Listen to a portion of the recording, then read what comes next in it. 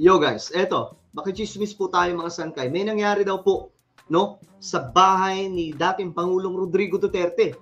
Medyo nagkakagulo daw po ngayon mga sangkay ang mga DDS. Ano ba nangyari? May mga pinalayas daw at kung ano-ano pang mga kwento mga sangkay. Ngayon, alamin po natin, no? Tignan po natin itong mga impormasyon. Pero bago tayo magtuloy-tuloy, paki-subscribe po muna yung ating YouTube channel. Tayo po ay 1.52 million subscribers na. Sa mga hindi pa po dyan nakakapag-subscribe at gusto mapabilang sa dumaraming mga solid sangkay, makikita nyo po yung subscribe button sa baba ng video na to. I-click nyo lamang po yung subscribe, i-click ang bell at i-click nyo po yung all. Sa mga nanonood naman po sa Facebook, i-follow nyo po yung ating Facebook page. Okay. Ito na. Nakichismis po tayo. Total, marami naman dito, mga chismoso at chismosa. Diba? Joke lang. Pati pala ako doon. Hindi, kasi nagkagulo daw mga sangkay. Ito kasi may mga kumakalat na mga impormasyon. Gaya po nito. Breaking. Di umano. Pinaligpit yung mga tolda at pinalayas ni Hanilet. Well, totoo kaya ito mga sangkay? Ang mga taong nagbibigil sa bahay ni Duterte sa Davao. Ito ay tanong ha. Hindi ko alam kung gaano totoo ito mga sangkay. Pero sabi pa nga, kapag ka may nagliyab, may pinanggalingan yan mga sangkay. O di kaya kapag may usok, mayroon po niya nagsindi. At ano kaya ang source niyan? Ito, tingnan kaya natin. Baka dito makakuha tayo ng impormasyon. Hindi naman tao pinag-aagawan yung pera. Ano naman kaya to? Homeowners na ang nagreklamo. Ah, seryoso ba? Ano to? Tapos, ano daw? Bakit naman nagbibigil? Okay. Wala nang ipakain sa lamay. Okay. So, ito po yung kumakalat na impormasyon. Ito pa. Ito, mga sangkay. Ayon po dito, sa kalahating gabi pinalayas kami. Ura-urada. What? Ito. Okay, panoorin po muna natin ang video. Tapos magbasa po tayo ng mga komento. Kasi minsan sa comment, makakakuha po tayo ng mga impormasyon.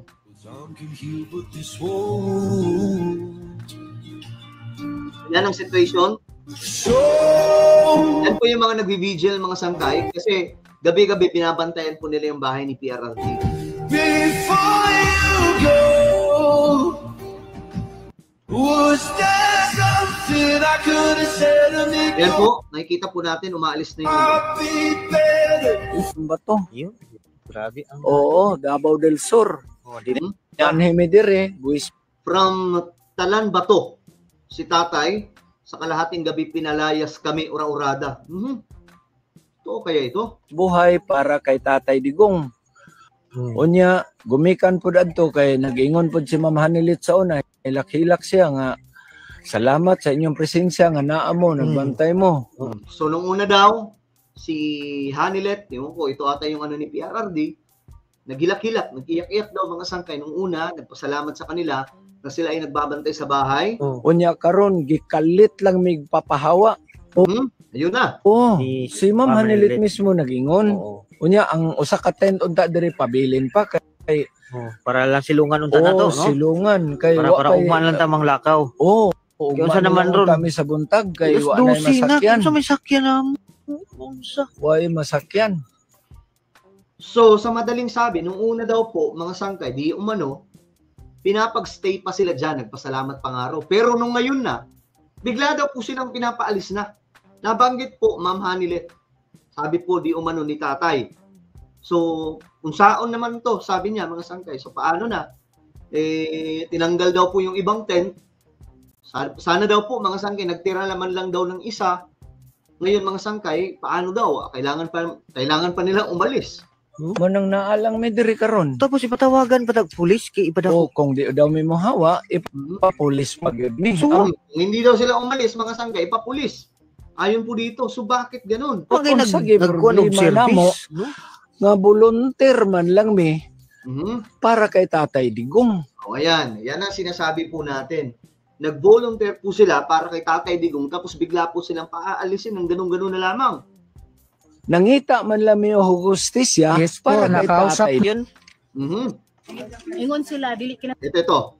kasing-kasing ang ato ang pagsuporta kang tatay kay gitanggal ang tarp. Oo. Ayan na ha. Hindi daw po, sabi daw sa kanila, hindi daw galing sa puso ang kanilang pagsuporta kay Tatay Digong kasi tinanggal daw po yung tarpaulin. Sa ilahang gihimo, kinasing-kasing ba ang ilahang gihimo sa ato Mhm. Dili man kinasing-kasing. Sa kanila daw pong ginawa, yan daw po ba ay galing sa puso na kanilang ginawa, mga sangkay? Urada-urada unsa man ta mga squatter dire? Ayan na.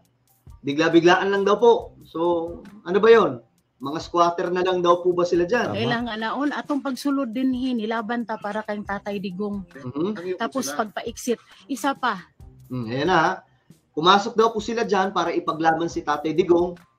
Tapos ito pa. Gihangyo ta. Gigunitan pa nako ang liter ni Ma'am Hanilet. Nga dili mi pabyaon dinhi. Aside ana, napay mga video nga nangakuan dinhi. Napay mga video nga previous nga naghangyo og nagpasalamat si Ma'am Hanilet. May mga video pa daw dati na nagpasalamat pa si Ma'am Hanilet. Pero totoo kaya na galing doon talaga mga sangkay yung utos. Karon ingon ana ang nahitabo. Pinakalit niya. Tapos din ani itong gabi eh. Grabe. Grabe. Mga sangkay, mukhang nagkakalabasan na po.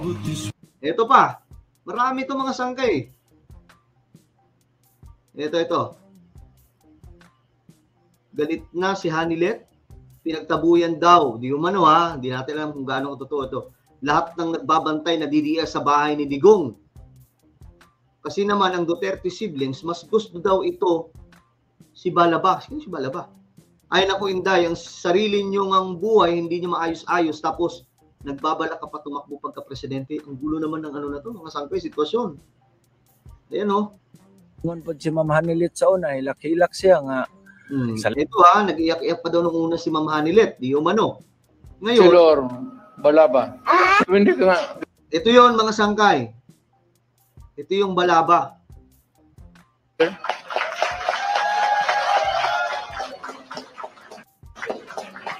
Ano meron? Ano meron dito mga sangkay? Kayo mag-comment mga sangkay. Ano itong babaeng to? Anong involvement kay PRRD? Kalimutan ko to nung sinabi.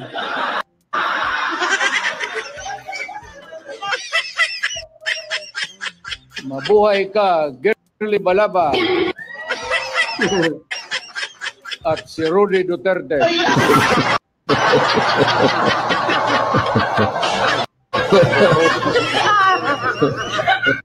Silor. So ayan mga sangkay. Marami pa to. Mio Marimar. Anong mayroon dyan? O ayan mga sangkay. Ito yung nag-alisa. Silor, Balaba. Hindi ka nga. Ano pa tayo ng iba? Ito mga sangkay.